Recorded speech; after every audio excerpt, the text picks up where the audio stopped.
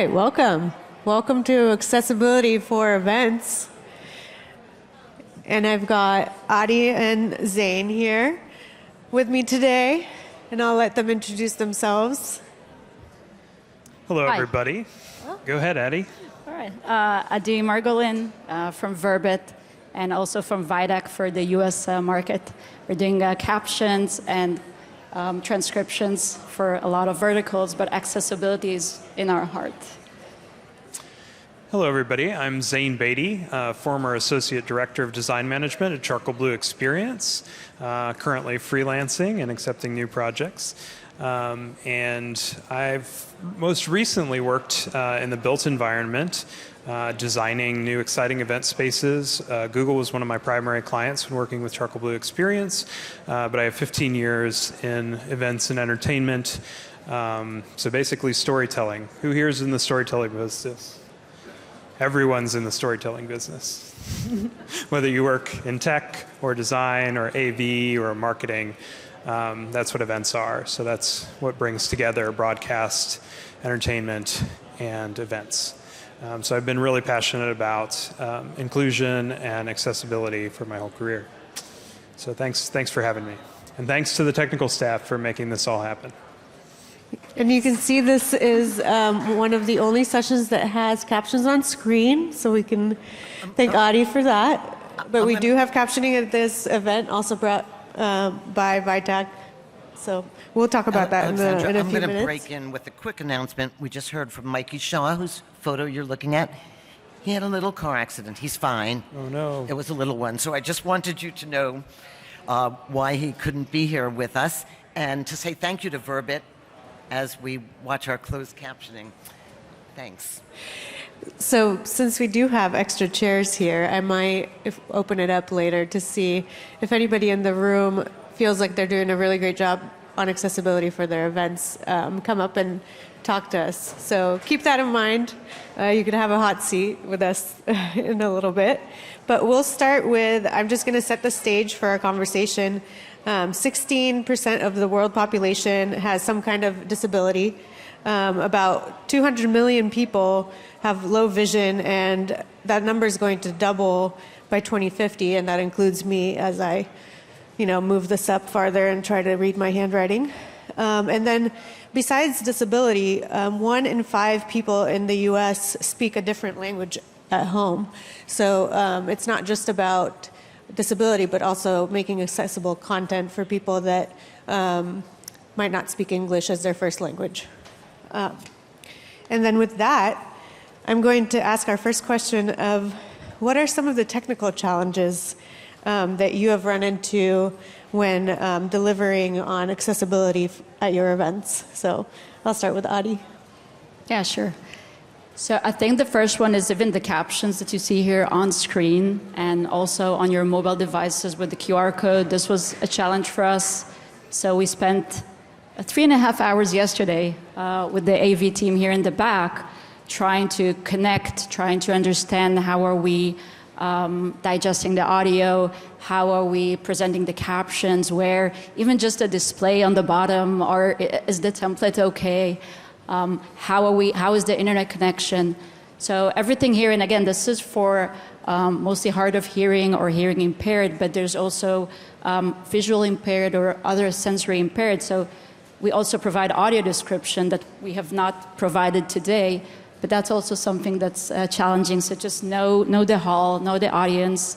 And there's 4 tracks in today's conference, but we just hooked up to one of them. So how are we providing with the event organizers and also in a cost-effective way, a way to caption everything in all of the events, but also in all the languages. So I hope some of you speak Mandarin or Spanish, so you can also enjoy that. But that's also something to take into consideration, understand your audience and how do they prefer to get their content. Yeah, technical challenges. There are always technical challenges, no matter the scale and the budget of a particular event. We're all subject to the kind of iron triangle of scope, schedule, and budget. So there's never, unlimited time, unlimited money, and unlimited resources. And there's always new requests.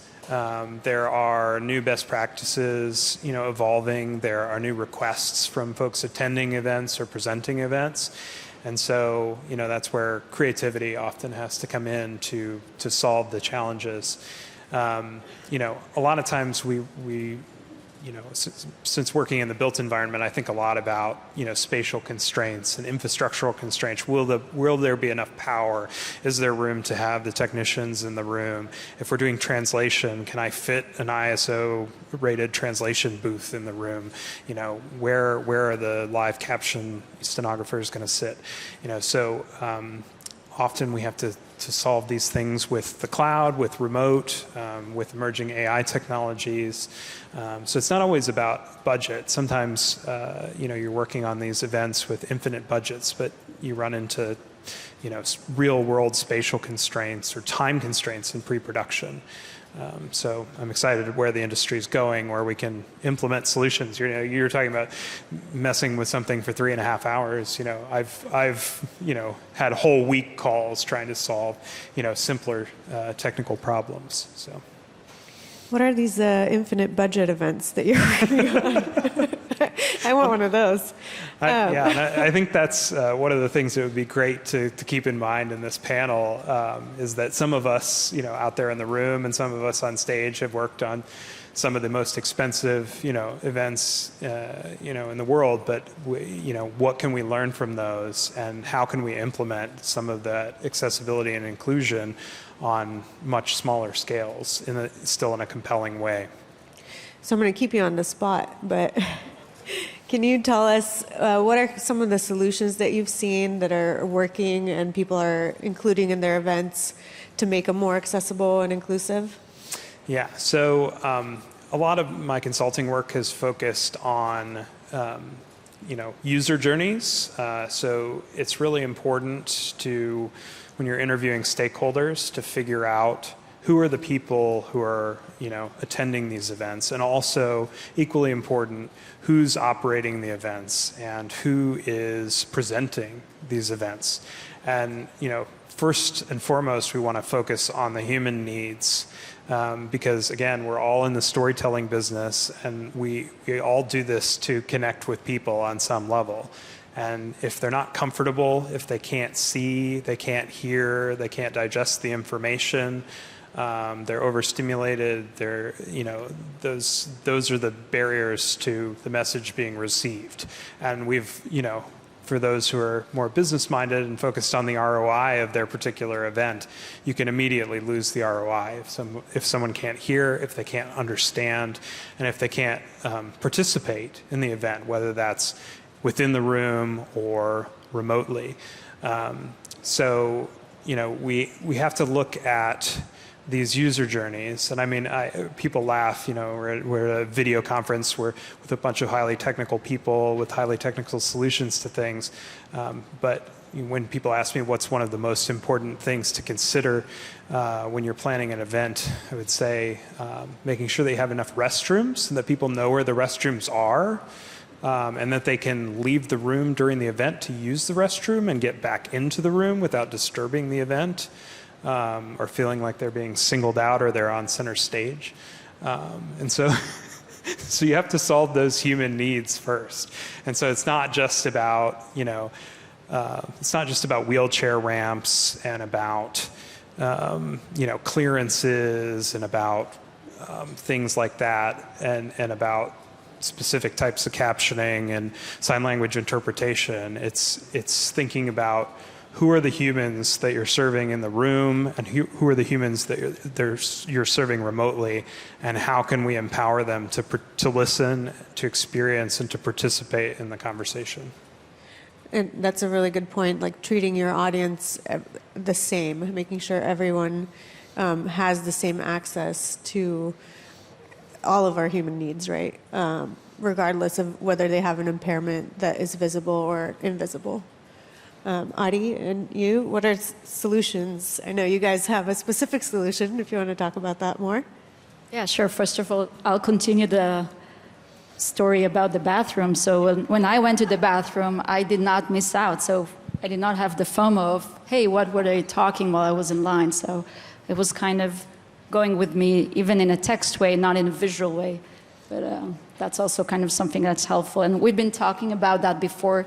The three of us was also with Mikey about that it's beyond the accessibility now, just having this audio and changing it into text in real time. That's a challenge, but then that's also part of the solution. What can we do with it? So it's really great to have the text. That text can then be summarized. We can take highlights and then send it to social media live. So I think there's a lot to discuss of that all of us are here, and what are we gaining from it? Because we can be virtual, we can be in an immersive world in the future or a hybrid, but there's something about being here that we can just do more with the content. And part of it is, first of all, taking these audio waves and changing them into text, and then we can get generative solutions and all those large language models that we can start processing. So it provides a lot of opportunities beyond. And we can sit here and talk about captioning as a whole for content, for live content, for pre-recorded videos, and a lot of tools are now including that in their tool set by default, like Google has products, Microsoft has products, Adobe has products, Vitec has products. So now that it is becoming more widely used and available, and we're in the era of AI, what are your hopes or near future applications that you think AI might have on your technology and the accessibility solutions for events? Yeah, I guess I'll speak a little bit more generally, and then I think Addie has the most experience here with emerging uses of AI. But I think translation is a big thing. When you think about YouTube and when you think about content creation and streamers and all of this stuff, like for example, Mr. Beast. If anybody knows Mr. Beast. Of course. Probably. But, he realized, hey, I get hundreds of millions of views on my videos, but actually most people that are interested in my content don't speak English. So I'm going to make another channel where we've just dubbed, we have voice actors, so we still have, the excitement in their voices, and we're trying to recreate some of the, kind of spirit that's being conveyed by the native English speakers in that channel. And so, there's some nuance there, and of course, right now we're using voice actors, but every channel doesn't have that budget to do that. And in pre-production, Addie and I were talking about like idiomatic expressions and things like that. Like often, in presentations like this, we'll talk about, hey, somebody's car broke down. If you just came in and say, hey, sorry, I'm late. I broke down. Somebody's like, broke down. And then in French, that's tombé en pain, which is I fell in the toast. So then you're sitting there thinking, fell in the toast. What does that mean?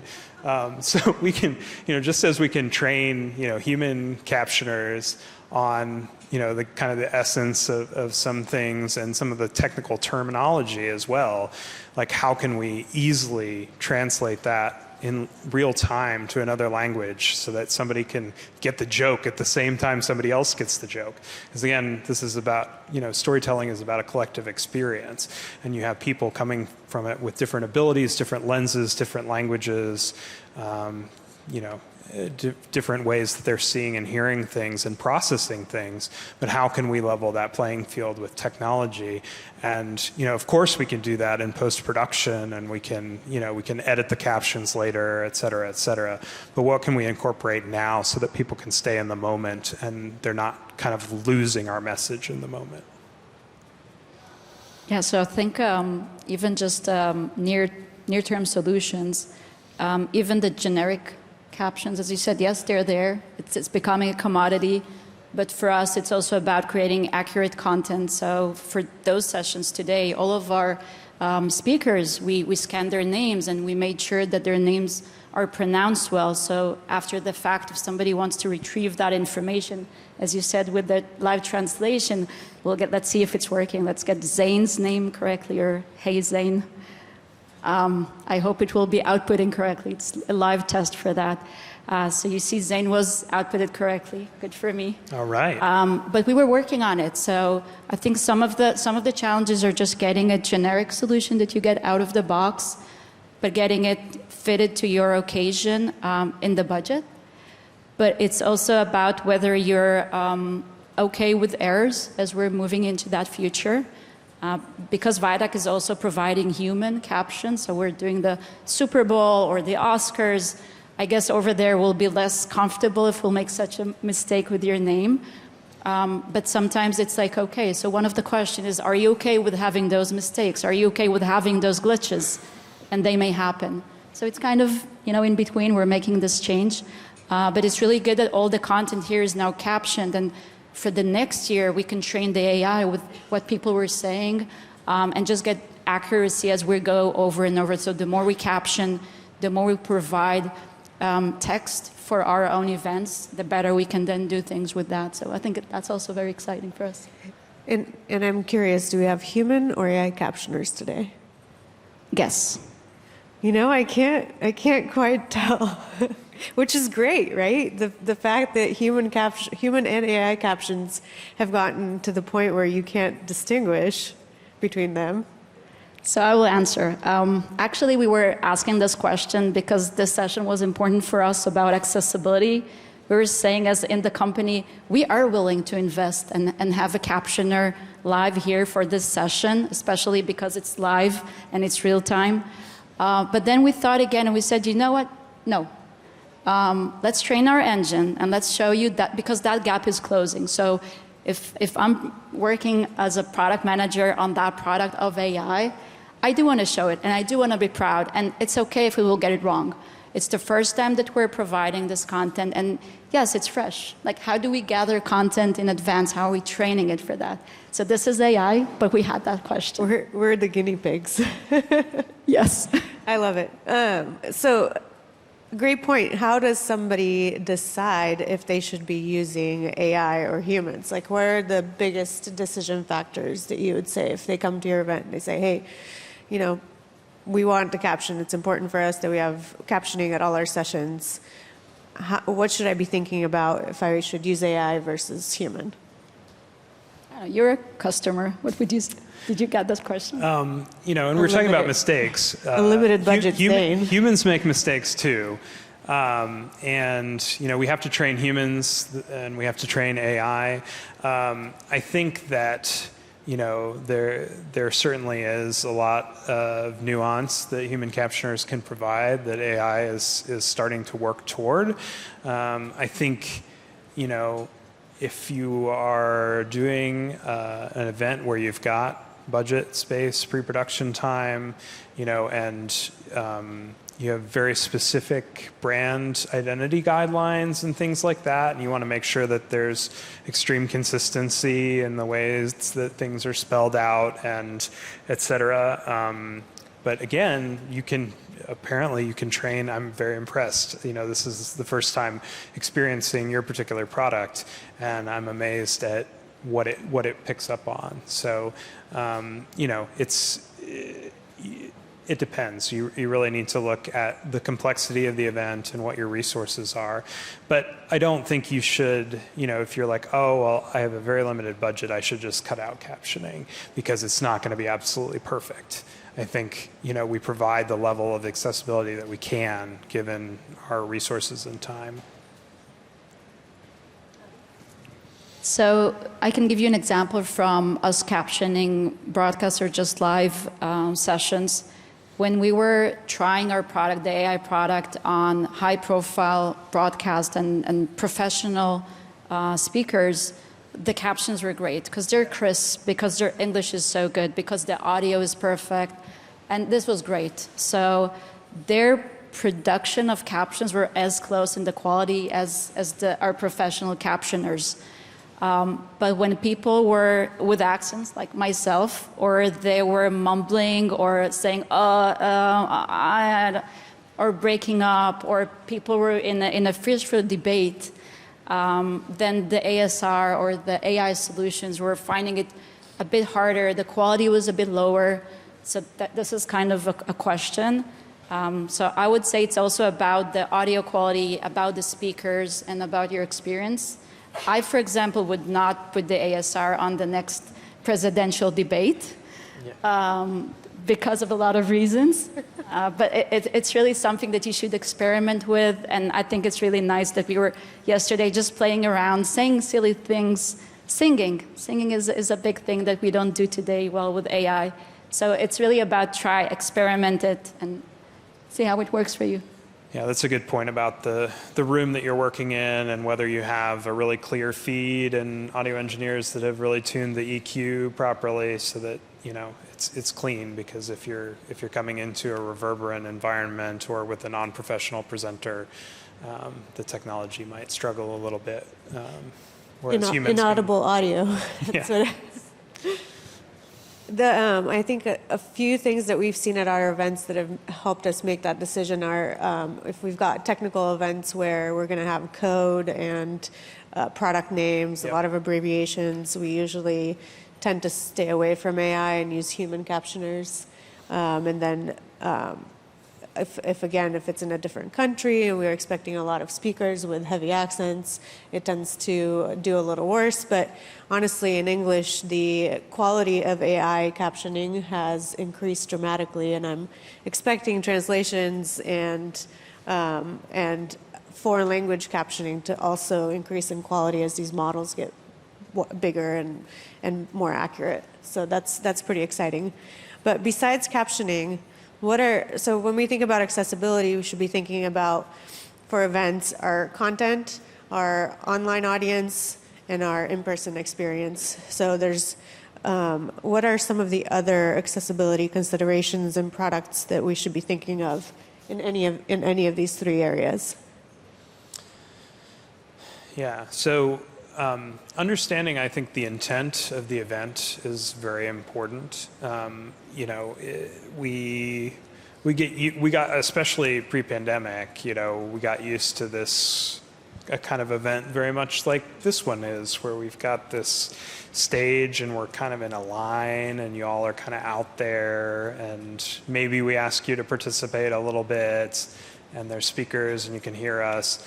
But you know, in our hybrid events, we have the opportunity for folks to, you know, everybody's got a camera on them now, which is a blessing and a curse, I'm sure, as you all have lots of thoughts about that. And many of us experience fatigue from physically being on camera, similar to how many of us may experience fatigue from feeling like we're being looked at in person all the time.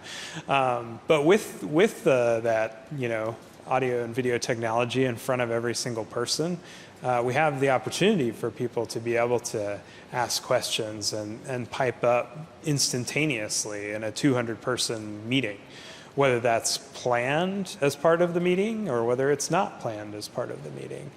And so then we need to think about who those people are. Are they professional speakers? Have they been prepped in advance? Is there a list? Are they going to get a cue from somebody?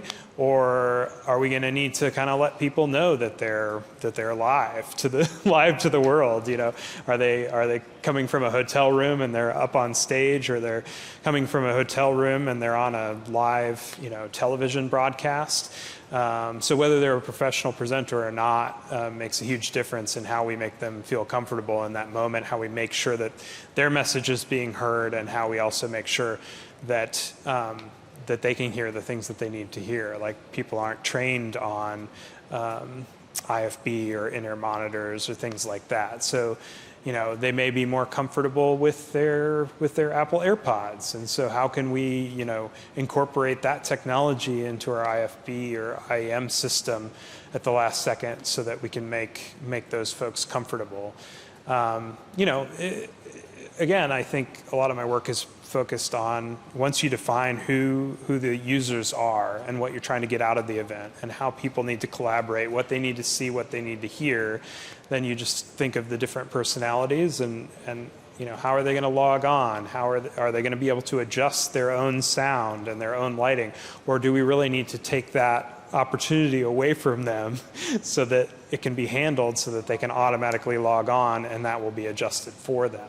So that, those kinds of journeys and needs will inform the level of technology intervention so that folks can participate in an equitable manner, because I'm sure we've all been, to terrible hybrid events in the last few years on Zoom, where you spend or any platform where you spend the first 15 minutes being like, I'm not sure which microphone you're talking into. There's some static there, because again, we lose that connection and we lose that meaning, but some of that is a part of it. So how do we remove that frustration from the folks that are attending and participating in the events? I very much connect to what you're saying, because also when we started the company as an accessibility company, everything was about regulations. Yeah. We're here because somebody cannot hear us and we need to provide captions. It's about compliance. Yes, about compliance. And I think we're making this shift, as you said, about preferences, because we can even think about us, what's our preferences, what each one of us would like to consume the content here, whether it's in their own visual way, whether it's with those pods. I would love it to be auto-translated to Hebrew, and I'll have it dubbed. So I would love to hear the dubbing and also the jokes from the US culture be explained to me. Who's that person that they just laughed about? And I don't know them. So I think it's very interesting and personal, and how are we making that personalization and preferences of looking at us, listening to us. And I think this is kind of a good thing, that we don't have to imagine, like, let's not listen to the mics now if everything is closed. What's your experience? If we cannot see, what's the experience? So we started with that, but we're also starting to think about that. How do we now use that technology and really make it feel more connected to that event when we're here? Yeah, and you have to listen to the users. It's not just about sending out lame surveys after an event, that people are only going to click on because there's a free gift card or something like that. It's about really listening, having conversations with people at the event or afterwards, and then asking the question, every event you should ask, whether it's a digital event, a hybrid event, or an in-person event, you should always ask, what accommodations could we provide you that would make this event better for you? And then you're going to learn things that you could do that may be cost neutral, that you didn't even think were going to add value to the event, and you've just reached more people with your event. So then I'll summarize, because I thought we'd have time for questions, but look at us, we can just keep talking forever. I think what I'm hearing is that we should include accessibility from the ground up in our event planning, included in registration questions, included in our content creation, included in our online audience needs and in person, and evaluate at every point in the planning process.